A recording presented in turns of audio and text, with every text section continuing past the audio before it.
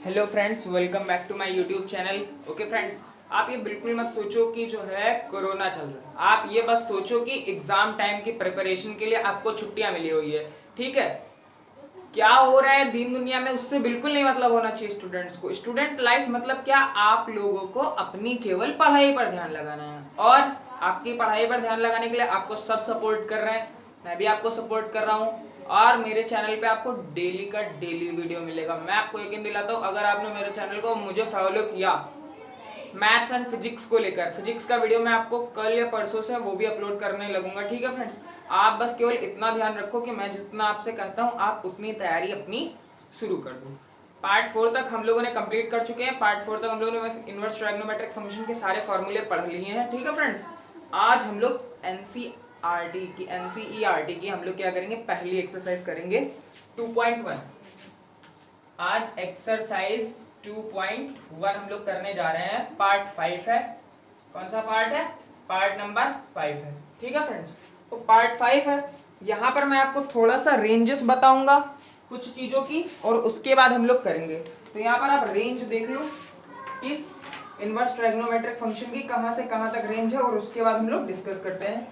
तो फ्रेंड्स, यहाँ पर जो है साइन इनवर्स एक्स की जो रेंज होती है, साइन इनवर्स एक्स की वो होती है -π/2 से π/2। इंग्लिश में अगर आप बोलना चाहो तो प्रिंसिपल वैल्यू इसके बीच में लाई करनी चाहिए। प्रिंसिपल वैल्यू जो है इसी के बीच में लाई करनी चाहिए। बहुत सारी वैल्यूज होती है लेकिन जो प्रिंसिपल वैल्यू होती है वो इन रेंजेस के बीच में आनी चाहिए।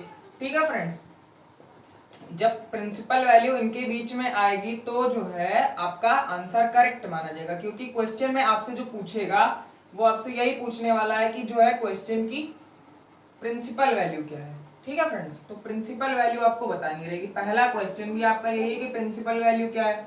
तो फ्रेंड्स थोड़ा सा वेट, ये रेंजेस मैं लिख दूं, इसी के हिसाब से अभी आपको मैं करा रहा हूं। देखना, पहले एक एग्जांपल करवाएंगे और उसके बाद जो है एक्सरसाइज पे आएंगे। ठीक है फ्रेंड्स, एक भी क्वेश्चन छूटेगा नहीं। एनसीईआरटी का एग्जांपल का हो या किसी भी चीज का, रेफरेंस का, किसी भी चैप्टर का, कहीं नहीं छूटने वाला है। ठीक है फ्रेंड्स, 0 to π/2।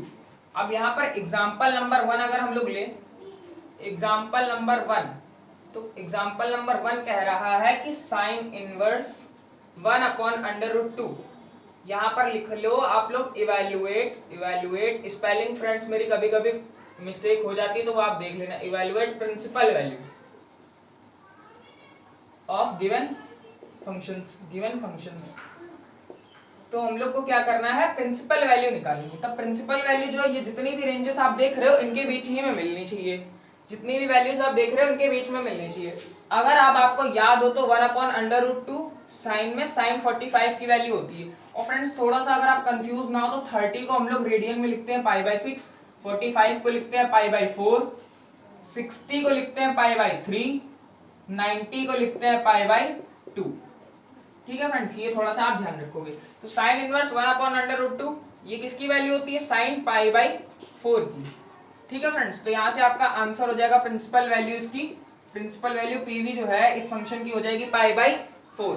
π/4 अब देखो यहाँ पर लाई कर रही है -π/2, -90 से +90 के बीच में 45 आएगा। लेकिन अगर आप यहीं पर सेकंड क्वेश्चन देखो एग्जांपल का, तो एग्जांपल का सेकंड क्वेश्चन कह रहा है कॉट इनवर्स माइनस का 1/√3। अभी आपसे बोले तो ये किसकी वैल्यू है, पहले तो मैंने आपको एक फॉर्मूला करा रखा है कॉट इनवर्स ऑफ -x, तो वो होता है माइनस का कॉट इनवर्स x।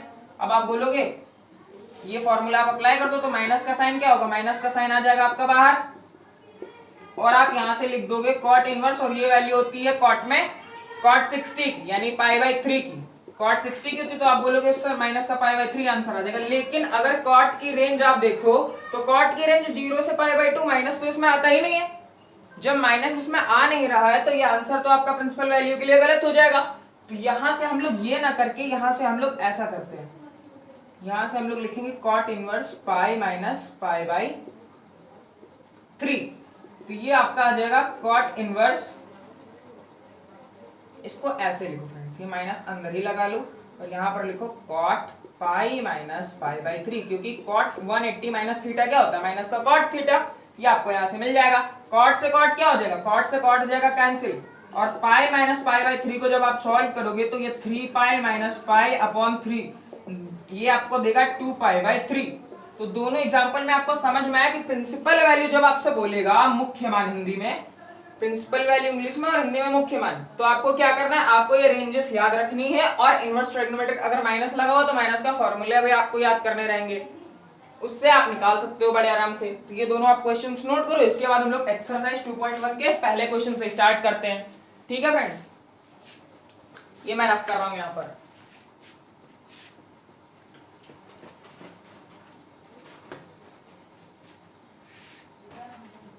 पहला क्वेश्चन है फ्रेंड्स, आपको जो है 10th क्लास की अपनी बुक से जो है ये सारी वैल्यूज याद करनी कि 1/2 किसकी वैल्यू होती है और वो सारी वैल्यूज किसकी होती है। तो साइन इनवर्स माइनस 1/2 लिखा हुआ है, तो साइन इनवर्स ऑफ माइनस का एक्स क्या होता है, वो होता है माइनस का साइन इनवर्स एक्स। ठीक है, तो यहाँ से माइनस का साइन क्या होगा, बाहर आ जाएगा 1/2। 1/2 साइन में किसकी वैल्यू होती है, 1/2 साइन में वैल्यू होती है पाई/6 की। अब साइन से साइन कैंसिल हो जाएगा, आंसर आएगा माइनस का पाई/6, क्योंकि इसकी रेंज कहां से कहां तक, -90 से 90 के बीच होना चाहिए एक्स। एक्स किसके किसके बीच में होना चाहिए, -90 से +90 के बीच में, और ये -30 आया, यानी ये इसके बीच में लाई कर रहा है, तो ये इसकी प्रिंसिपल वैल्यू होगी। ये आपका आंसर हो गया। ठीक है फ्रेंड्स, इसके बाद सेकंड क्वेश्चन है। सेकंड क्वेश्चन सीधा सा क्वेश्चन है, cos इनवर्स √3/2। अब ये भी वैल्यू किसकी होती है, ये वैल्यू होती है cos में cos π/3 की। cos 60 की वैल्यू होती है, cos से cos कैंसिल हो जाएगा, π/3 आएगा। अब आपसे बोले कि ये प्रिंसिपल वैल्यू है कि नहीं है, तो ये बिल्कुल प्रिंसिपल वैल्यू है। क्यों, क्योंकि यहाँ पर ये रेंज कहां से कहां तक है, 0 से पाई है। रेंज कहां से कहां तक है आपकी, 0 से पाई है, यानी कि 0 से 180 के बीच में ये 60 आ रहा है, यानी ये आपका आंसर करेक्ट है। अब आप यहां पर देखो, थोड़ा सा स्पेस कम मिल रहा है फ्रेंड्स, तो कोई बात नहीं है। क्वेश्चन नंबर 3 है, cosec इनवर्स 2। अब cosec इनवर्स 2 किसकी वैल्यू होती है, ये होती है cosec 30 की, यानी cosec π/6। cosec से cosec कैंसिल हो जाएगा, π/6। अब इसका आप चेक करो, cosec का रेंज कहां से कहां तक, -π/2 से पाई, और वो π/6 आया है, यानी कि ये आंसर भी प्रिंसिपल वैल्यू है इसके लिए। ठीक है फ्रेंड्स, पीवी प्रिंसिपल वैल्यू, पूरा नहीं लिख पा रहा हूं यहाँ पर क्योंकि स्पेस कम है। चौथा क्वेश्चन है, tan इनवर्स माइनस का √3। अब आप बोलोगे tan, तो tan के केस में -π/2 से π/2 के बीच में होनी चाहिए वैल्यू। ये किसकी वैल्यू है, पहले तो आप माइनस बाहर निकाल लो फॉर्मूले की वजह से। tan इनवर्स ऑफ -x क्या होता है, वो होता है माइनस का tan इनवर्स x। तो माइनस बाहर निकाल लिया हमने, माइनस क्या बाहर निकाल लिया, √3। √3 किसकी वैल्यू होती है tan में, वो होती है tan 60 की, यानी कि π/3। और ये -π/3 इस रेंज के बीच में लाई कर रहा है, जब रेंज के बीच में लाई कर रहा है तो ये भी क्या हो जाएगी, इसकी प्रिंसिपल वैल्यू हो जाएगी। ठीक है फ्रेंड्स, प्रिंसिपल वैल्यू। ओके, तो चारों क्वेश्चन आप नोट कर लिए होंगे, आई होप सो। और ये रेंज में रफ करे दे रहा हूं, एक क्वेश्चन 2 क्वेश्चन और कराने के बाद 2 क्वेश्चन है इसमें इस टाइप के, सॉरी 10 क्वेश्चंस हैं, तो अभी नहीं रफ कर रहा हूँ। ये 4 आप नोट कर लो, उसके बाद मैं रफ करता हूँ। ठीक है फ्रेंड्स, तो मैं ये नोट हो गया ना, मैं रफ करता हूँ, एक्सरसाइज भी रफ कर देता हूँ, ये सब कुछ रफ कर देता हूँ। फ्रेंड्स बिल्कुल एक एक क्वेश्चन के लिए ना परेशान हो, एक एक क्वेश्चन मैं करा दूंगा, कहीं जाने की जरूरत नहीं, कहीं इधर उधर भटकने की जरूरत नहीं, कहीं कोचिंग ये वो कोई कहता है। आप मेरे चैनल से रेगुलर जुड़े रहो, ज्यादा नहीं 20-25 मिनट डेली मैथ पढ़ोगे मेरे साथ, सब समझ आएगा आपको, एक एक चीज समझ आएगी फॉर्मूले के साथ, मैं गारंटी देता हूँ। 5वां क्वेश्चन है, cos इनवर्स माइनस का 1/2। अब पहले cos की रेंज आप देख लो, 0 से पाई होती है, और अगर आपको याद हो जब मैं फॉर्मूले करा रहा था तो cos इनवर्स ऑफ माइनस का x जो होता है वो ओपन होता था pi minus cos inverse x के साथ। तो ये माइनस लगा, इसको ओपन करो, पाई माइनस cos इनवर्स 1/2। अब पाई 1/2 किसकी वैल्यू होती है, 1/2 होती है cos में cos 60 की, यानी कि π/3। रेडियन में लिख रहे हैं, cos से cos क्या हो जाएगा, कैंसिल हो जाएगा, यहाँ पर आएगा π/3। एलसीएम ले लो आप, ये आपको मिलेगा 2π/3। अब 2π/3 को अगर आप कन्वर्ट करके लिखो तो वो आएगा 120। और 120 देखो आप 0 से पाई के बीच में लाई कर रहा है, यानी ये भी क्या हो जाएगा, प्रिंसिपल वैल्यू हो जाएगा इस फंक्शन के लिए। क्वेश्चन नंबर 6 है, क्वेश्चन नंबर 6 है tan इनवर्स ऑफ -1। तो फॉर्मूला क्या होता है tan इनवर्स माइनस x का, वो होता है माइनस का tan, यानी कि जो इसके पेट में माइनस पड़ा हुआ है वो बाहर निकाल दो आप लोग, ठीक है। तो माइनस आपने बाहर निकाल दिया, ये लिखा हुआ है tan inverse 1 minus tan inverse 1 किसकी वैल्यू होती है tan 45 की, यानी π/4, tan से tan कैंसिल हो जाएगा, आएगा माइनस का π/4।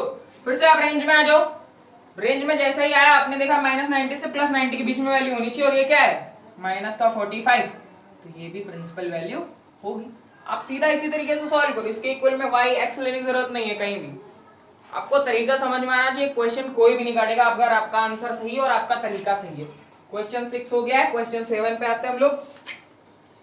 क्वेश्चन 7 है sec इनवर्स 2/√3, तो ये किसकी वैल्यू होती है, ये वैल्यू होती है sec π/6 की, ये आ जाएगा π/6। अब sec में चेक कर लो आप, तो ये इसकी रेंज में लाई कर रहा है, ठीक है, ये भी इसकी प्रिंसिपल वैल्यू हो जाएगी। क्वेश्चन नंबर 8 समझ तो गए होगे आप फ्रेंड्स, मैं इतनी देर से क्या करा रहा हूँ, इनवर्स ट्रायगोनोमेट्रिक फंक्शन अब मत बोलिएगा क्योंकि वो तो मैं करा ही रहा हूँ। कुल मिला के तरीका आपको समझ आए, ये किसकी वैल्यू होती है, कॉट में कॉट π/6 की वैल्यू होती है, तो ये भी π/6 आ जाएगा आंसर, और इसके बीच में लाई कर रहा है, ये देखो फ्रेंड्स, ठीक है। तो इसी तरीके से 9 ये सारे आंसर निकल रहे हैं, एक लाइन के क्वेश्चन है, आप इनको जो है आराम से कर लीजिए। अब देखो cos का फिर से एक क्वेश्चन आया, माइनस का 1/√2, तो जब माइनस आ गया तो ये कैसे ओपन होता है, ये पाई के साथ ओपन होता है, तो pi minus cos inverse 1/√2 cos में cos 45 की वैल्यू होती है, तो यहाँ पर आप लिख लो cos π/4, अब पाई माइनस π/4, तो ये आंसर आएगा 3π/4, और ये 0 से पाई के बीच में लाई कर रहा, तो यहाँ पर ये भी प्रिंसिपल वैल्यू हो जाएगी इसकी। आप जल्दी जल्दी क्वेश्चन नोट करते रहो, समझते रहो, ना समझ में आए वीडियो रिवाइंड करके देखो, आपको जरूर समझ में आएगा। पहली एक्सरसाइज में 14 क्वेश्चन है, 9 हम लोगों ने कर लिए हैं, और इसके बाद हम लोग 10 नंबर क्वेश्चन करने के बाद पार्ट 6 में मिलेंगे, ठीक है फ्रेंड्स, क्योंकि ज्यादा लंबा वीडियो अपलोड करने से मेरा जो है डाटा है नहीं इतना ज्यादा, इस वजह से ज्यादा क्वेश्चन अपलोड नहीं कर पाते हैं, ठीक है फ्रेंड्स।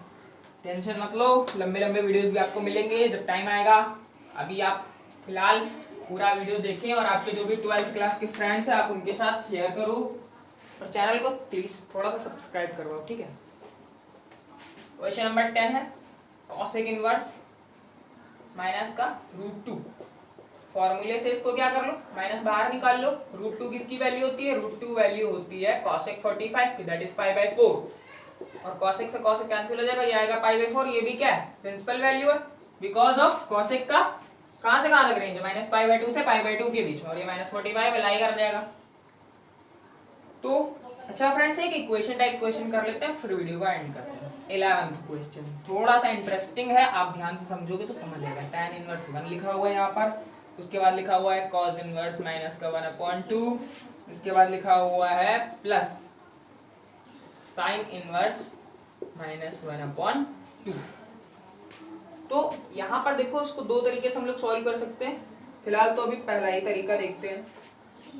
पहला तरीका क्या है, वो tan इनवर्स 1 किसकी वैल्यू होती है, वो होती है tan 45 की वैल्यू। अब ये माइनस लगा हुआ है तो माइनस पाई के साथ cos में ओपन होता है, तो cos इनवर्स 1/2, साइन का माइनस तो सीधा से ओपन हो जाता है, sin इनवर्स 1/2। अब ध्यान से देखो, tan यहाँ से तो π/4 केवल रह जाएगा। अब फ्रेंड्स यहाँ पर एक फॉर्मूला मैं यूज कर रहा हूँ, थोड़ा सा माइनस अगर आप यहाँ से कॉमन निकालोगे तो ये आएगा cos inverse 1/2 plus sin inverse 1/2। अगर फ्रेंड्स फॉर्मूले ढंग से पढ़े होते ना, अभी आप चिल्ला के कहते लाइव क्लास चल रही होती है। अगर since sin inverse x plus cos inverse x, ये फॉर्मूला मैंने कराया प्रूफ, ये क्या होता है, होता है π/2। अब चिल्ला के कहते यहाँ पर सर π/2 आप लिख दो, जैसे ही आप कहते हैं π/2 लिख दो, तो मैं भी यहाँ पर खटैक से π/2 लिख देता ऐसे करके, और इसको सॉल्व कर लेता है। एलसीएम आता है 4, यहाँ पर रहता है ये 4π, और यहाँ से 2π, 5π माइनस 2π/4, 3π/4 इसका आंसर आ जाता है। ठीक है फ्रेंड्स, इस वीडियो में इतना ही। ये फॉर्मूला आपको मजा आया, सीधा सा आपने यहाँ पर यूज कर लिया इसका इनवर्स ट्रायगोनोमेट्रिक फंक्शन। अगर आपको अच्छे से तैयार करना है, आप फॉर्मूले खूब कायदे से तैयार करो। ठीक है फ्रेंड्स, पार्ट 5 था ये, पार्ट 6 में मिलेंगे हम लोग। पहली एक्सरसाइज कंप्लीट करेंगे और उसके बाद हम लोग देखेंगे आगे का दूसरी एक्सरसाइज। ठीक है फ्रेंड्स, थैंक्स।